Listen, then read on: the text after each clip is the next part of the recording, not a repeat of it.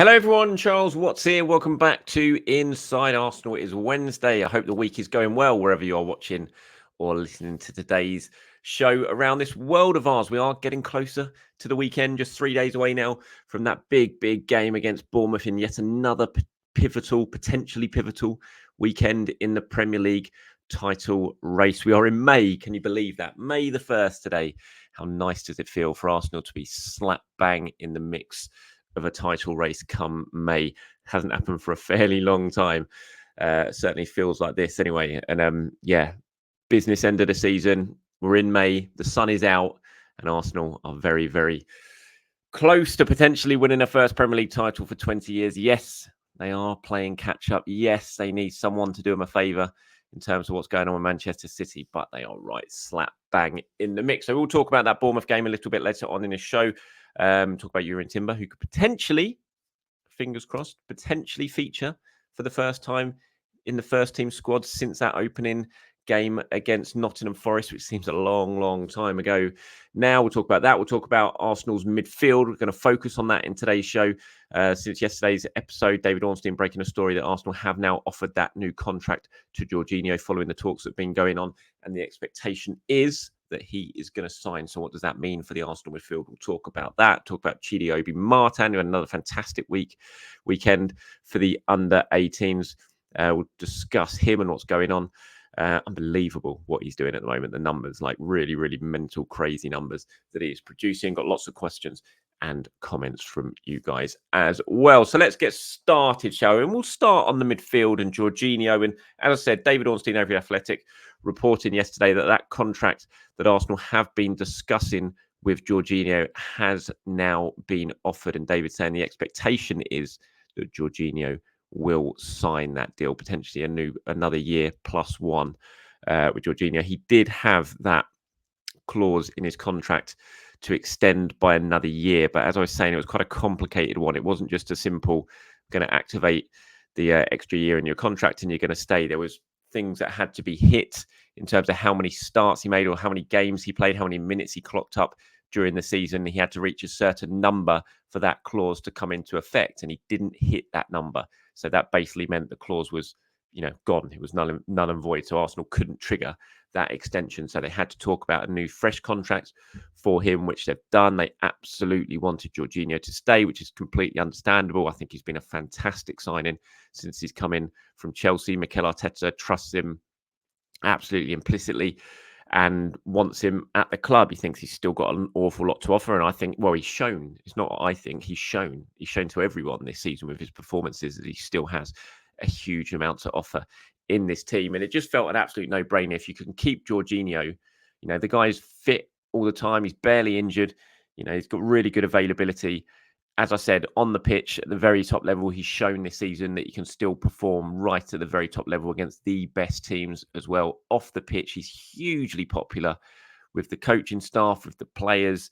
He's basically another member of Mikel's coaching staff when he's not playing. And you see it all the time. I know I've spoken about it before, but you see it on the time when he's warming up on the touchline as a substitute. He's coaching players through the game.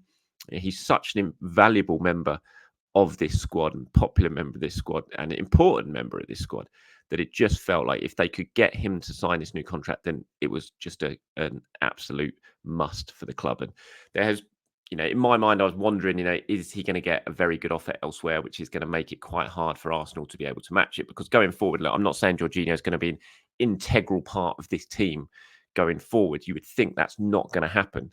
He'll play, he'll get minutes, but he'll just be an important squad member. In terms of important member of the starting 11, I don't think that's going to happen just because he signed a new contract, but he's still got a really important part to play going forward. But I did wonder if someone from Saudi Arabia or Italy, his agent's been talking up a lot about potential move back to Italy. If someone gave him, I don't know, a 3-year contract or offered him a 3-year contract, that was probably going to be hard for Arsenal to match because they knew minutes-wise he wasn't going to be at the forefront of things going forward. So I did worry that he could potentially go. But it seems like, certainly reporting, according to David Ornstein, that the expectation is that this contract will now be signed and everyone at Arsenal will be absolutely delighted with that. In terms of what it means for the midfield, I think that's a really interesting one because you've got two midfielders in their 30s at Arsenal now who are approaching the final stages of their contract. Obviously, Jorginho is going to be out of contract in the summer. Then you've got Thomas Partey, who's still got 1 year left on his deal. But I find it quite interesting that obviously a lot of effort's gone into keeping Jorginho. As far as I'm aware, there's been no talks with Thomas Partey yet about him potentially signing a new deal, which I think is perfectly understandable. I mean, he's literally had a season where he's not played. He's still a very good player. There's no doubt about it. We've seen him in the last couple of games since he's come into the team. You know, when he's fit, when he's available, he's still an excellent player, and he makes players around him better. I read an interesting it was Arseblog's blog this morning. I thought it was quite interesting. He was talking about the midfield and Jorginho, and he was looking at how Partey has come back into the team and how Arsenal's XGs in terms of goals conceded since Partey's come back in the team has kind of skyrocketed a bit. It was like nearly 3, I think, against Tottenham, and before that it was about 1.8 against Chelsea. And prior to that, when Partey wasn't playing, it was like 0.15. And I don't think that's necessarily a direct correlation of the fact that Partey's in the team, but maybe when he's playing, Arsenal a little bit more open because of how progressive he is and how he moves the ball forward, and the fact that Declan Rice is playing further ahead in that number 8 role. I don't know. Maybe it is just because they were 2 crazy games against Chelsea and Spurs, and so Arsenal just found themselves a little bit more open than they have been in recent weeks. But you know, what will Arteta do now? What will Arsenal do when it comes to Thomas Partey? I've said it before. Obviously, last summer Arsenal were very open to allowing Thomas Partey to go. It didn't happen. No real bids came in for him. He wasn't really interested in Saudi Arabia. He wanted to stay at Arsenal. So there was never anything really close to happening. It was just the fact that Arsenal were open to it. If a decent bid came in, they would have, discussed it and seen how the ground lay. That didn't happen. I fully expect that's probably going to be the same situation this summer. We've had a year where Thomas has basically not been available. I think when you look to the future and you're planning and you're thinking, right, we're probably going to sign a midfielder this summer, which I think Arsenal will do. So we're planning for the future. If we can get Jorginho here, we know, or we're very, very confident, barring a massive injury, we're very, very confident that his availability will be good because he rarely gets injured. He's always technically available. He can play through pain because he's done that this season at times. But then if you do the same thing with Thomas Partey, you would have no confidence in terms of being able to rely on Thomas Partey's availability. And that's not a dig at Thomas Partey. That's not, who I think is a fantastic player. And I would love him to be fit and to stay because I still think he's got a lot to offer. But you can't plan your season, or it's very hard to plan your season around Thomas Partey because of his lack of availability. That hasn't just been this season. It's been based since he's arrived at Arsenal. So I think it's quite interesting. Obviously, Jorginho, a lot of effort's been put into Jorginho, but doesn't feel like the same sort of effort has been put into trying to work out what the future holds for Thomas Partey, which makes me think, again, this summer, if a good bid arrives, that Arsenal would certainly say to Thomas, look, we've got this on the table. What do you think? Are you interested in it? And maybe it is time to move on. It's going to be really interesting what Arsenal do in terms of their midfield going forward over the next few months, because they do want to sign a new midfielder, whether that, we know there's long-term interest in Zubimendi, but as I've said before, that feels like it might be a tough one to do. Yes, there's a release clause, but there is no feeling around football that Zubimendi definitely wants to leave Real Sociedad. And what he said publicly is that that he doesn't really have any intentions of leaving Sociedad, where he's very, very happy. Whether a club triggers that release clause and that changes his mind, we'll have to wait and see. And there are going to be a lot of other midfielders that Arsenal are interested in as well. And I think one will come in. And so do you need Partey, Jorginho and the new midfielder?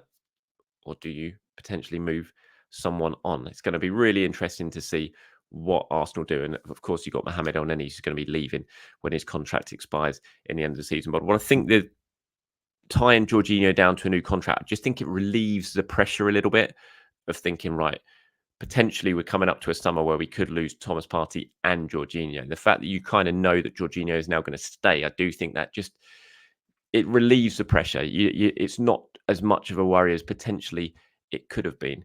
And you've got the big presence of Declan Rice as well, which certainly helps things when you can play him as a 6 and 8 and all that sort of stuff. So yeah, love to get your views on it on the midfield. Are you happy with Jorginho's new contract? What do you think this should mean potentially for Thomas Partey, and what do you think the future should be for Arsenal's midfield going forward? Anything you want to share on that conversation, you know what to do. Get in the comments, give me your opinions, give me your thoughts, and I'll love to pull some of them together and potentially talk about it again in tomorrow's show. Right, let's move on to Bournemouth now. As I said yesterday, it's felt weird having no midweek game this week. Been so used to just playing weekend, Tuesday, weekend, Wednesday, stuff like that. It was weird watching that Bayern Munich versus Real Madrid game last night. I was watching it with my son, and there was that just twinge of disappointment, thinking, "Oh, I should be at the Emirates right now watching Arsenal versus Real Madrid." Would have been a really, really special game. Um, Decent match between Munich and Madrid yesterday. I thought Madrid were pretty lucky to get out on Munich with a 2-2 draw.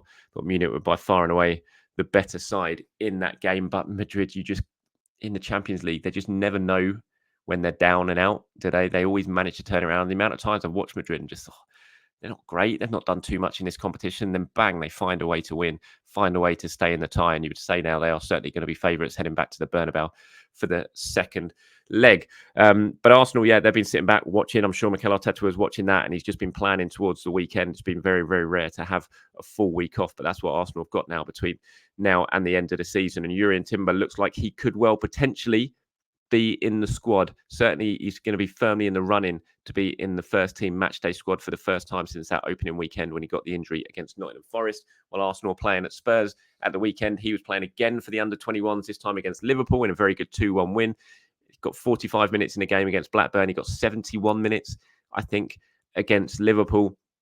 And the belief is that he could well be in the squad for this weekend's game. Like I said, we'll find out a little bit more from Mikel Arteta on Friday at the press conference. Whether he actually confirms Timber will be in the squad, we'll have to wait and see. But it'd be fantastic, even if he doesn't get on, just to see him at the Emirates in a matchday squad, warming up and down the touchline. You imagine the reception he's going to get from the Arsenal fans. It's going to be absolutely fantastic. And also, provided no one has picked up an injury that we don't know about, if he does return, Arsenal, with 3 games to go after such a demanding season, are going to have every single first team player fit and available, which is mad, really, considering. And I suppose, considering that, again, we've all kind of criticised Arteta at times for his lack of rotation and thinking he maybe should have done more with that rotation, to have everyone fit and available, I suppose, is a pretty decent achievement from the medical staff and the sports science team. In terms of what Mikel's going to do for that Bournemouth game, I don't really see too many changes happening for this one, or any real changes happening for this one. I think he's probably going to stick with the same team now. We might not see this same team play between now and the end of the season. I'm not sure we'll see anything different. I think Thomas Partey, providing there's been no setbacks from him, I think he probably plays in midfield at the base out midfield, and that means you can have Rice and Odegaard ahead of him. Maybe there's an argument again for Gabby Martinelli, but although I didn't think Trossard was great against Spurs, I think Trossard's got enough credit in the bank for his recent performances that he probably still stays as a left-sided attacker going into the game. Obviously, you're going to get Saka on the right, and you're going to have Havertz as a central striker, and then White, Saliba, Gabriel, and Tomiyasu with David Raya in goal. So I'd be very surprised if we see any changes from that for the game against Bournemouth. And to be honest, I'd be very surprised if everyone stays fit, if we'll see any changes from that starting 11 in any of the next 3 games between now and the end of the season. But if you think I'm wrong, if you think Mikel should maybe make some changes, again, please do let me know in the comments below. Right, before I get onto some of your comments, just talking about Chido Obi-Martin. I mean, what he's been doing this year, certainly since the turn of the year, is just like genuinely crazy. The numbers, it's just like every game you watch, he's scoring 4 goals, 5 goals. And then at the weekend, it was 7 goals in that win against Norwich, scoring the first 7 as Arsenal beat Norwich 9-0, the under-18s. It's just remarkable numbers. It was obviously put him right in sort of all over the headlines in the last few days or so. He's just signed to a new agency as well, the Elite Agency, who have got Saka and other Arsenal players involved in that. So that's put him in the headlines as well. And now his former club, Copenhagen, because he's a Danish under-17 international, and he was at Copenhagen while he was a young lad, sort of early teens, and then he left to come over to England because his family moved over to England, and that's how he ended up at Arsenal. But they've been speaking a lot about him back over in Scandinavia because of what he's been doing for Arsenal, and there's a lot of attention sort of being put on him. And the director of development at FC Copenhagen, Sune Smith Nielsen, has been speaking to the Danish media about him and about what happened, why he left and stuff like that. He said, yes, he played with us until he was 13 when the family moved to London. I think it was the mother who got a job in London, and then the father and the brothers moved with her. He was a huge talent. He has been a huge talent since he was 6 years old. At times, he played with age groups 2 years older, and he has always had tremendous offensive potential. He has wild technique and fantastic physical attributes. We are very excited that he is doing so well over at Arsenal. Then he can always come to FC Copenhagen's first team when Arsenal doesn't give him a chance, which I thought was quite an interesting comment at the end there, when Arsenal doesn't give him a chance. And it's interesting when you're hitting the sort of numbers, even as a young kid, you're hitting the sort of numbers that he is hitting, and you're finding yourself in the headlines.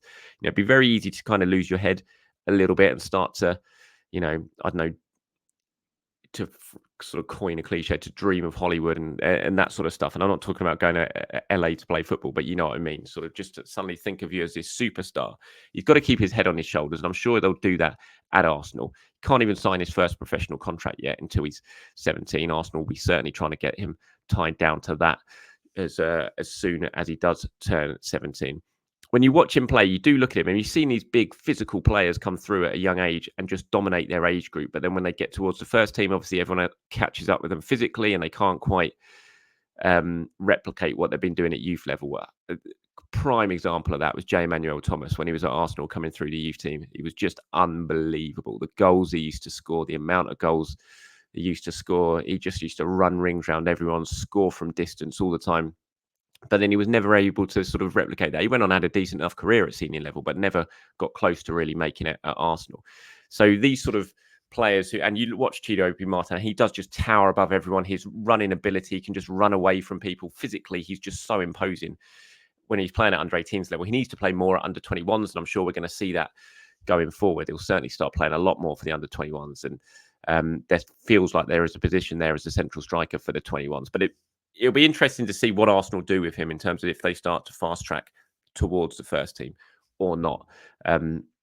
He's an interesting talent. Like I said, I keep getting so many questions about him. It's like, why isn't Arteta going to use him? You've just got to remember he is a 16-year-old kid. He's not 17 yet.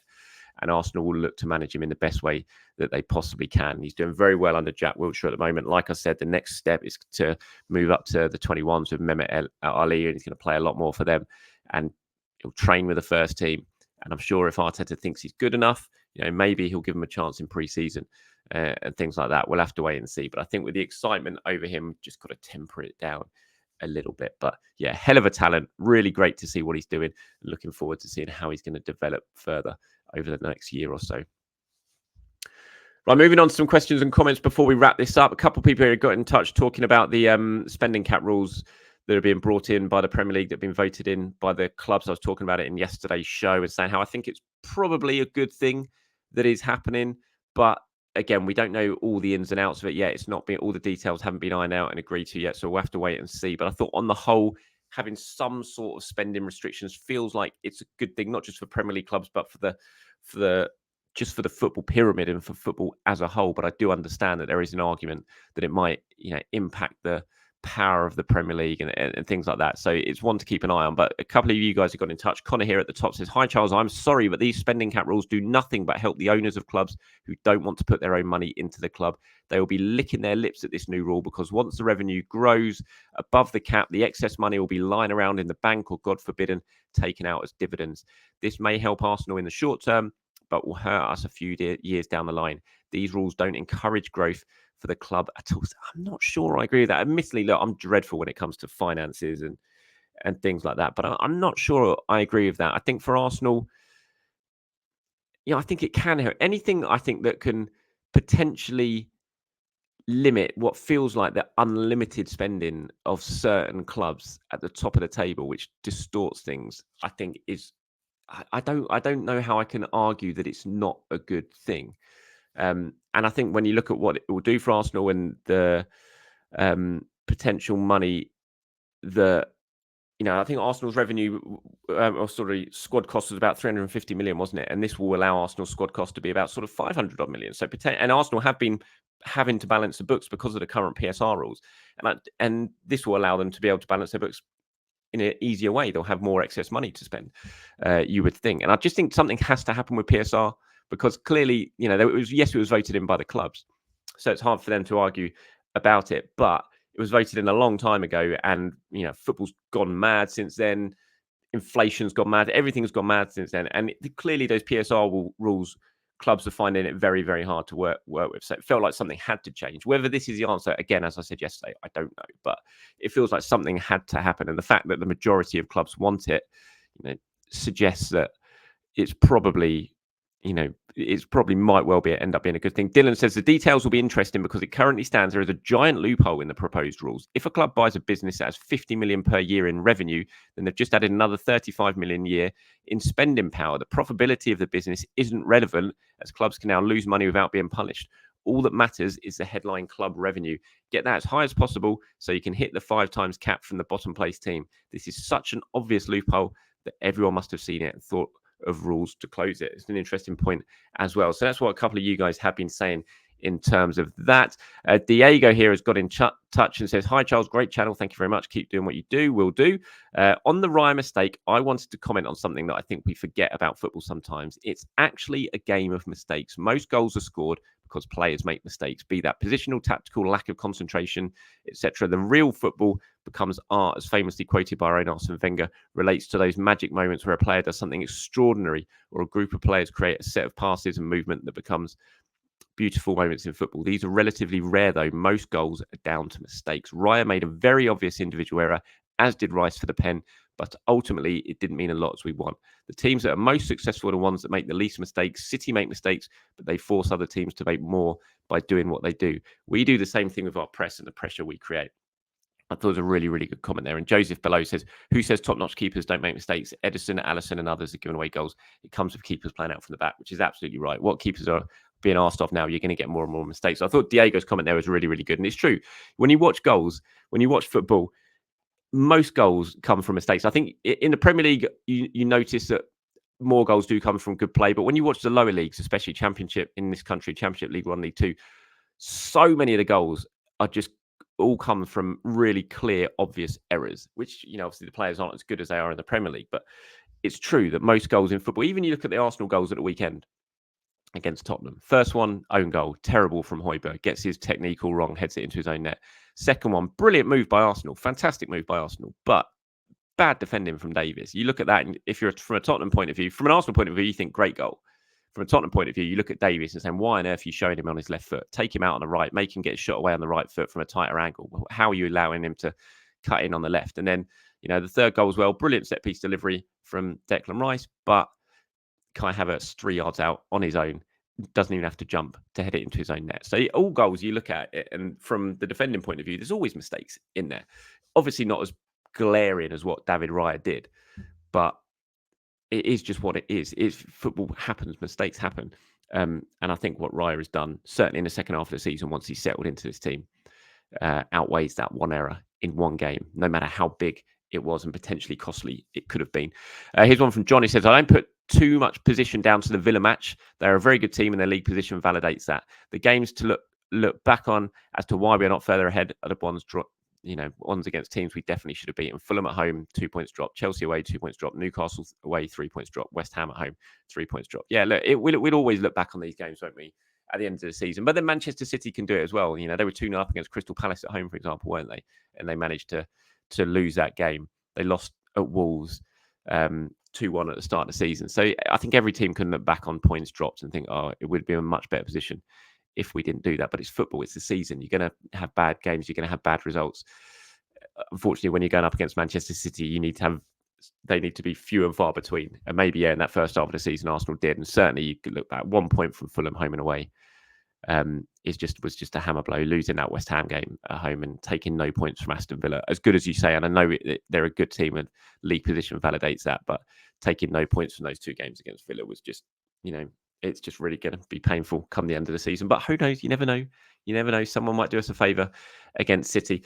Aaron here. Now, I left this one till last because I'm going to speak about it more tomorrow, because there's been an interesting story today from James McNicholas about Gabriel Jesus, and he's saying that Arsenal will be willing to listen to offers for Jesus in the summer. And so Aaron asks, hi Charles, I want to hear your opinion and others on signing a striker this summer. Splashing big money on a top-class striker like Gyökeres Osimhen versus investing for the future Sesko and put the money more on a potential winger or midfield signing. Havertz obviously performed brilliantly this season. Jesus is still an Arsenal player, so shall we trust him more, or should we be more ruthless? Typically in the striker recruiting department. So I'm going to talk about this more tomorrow, but I wanted to just flag the fact you've asked this question. You've got in touch.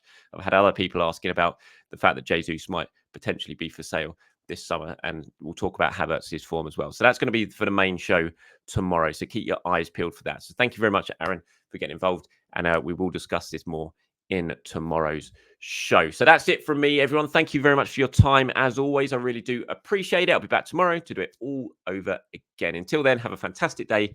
I'll speak to you soon. Bye-bye.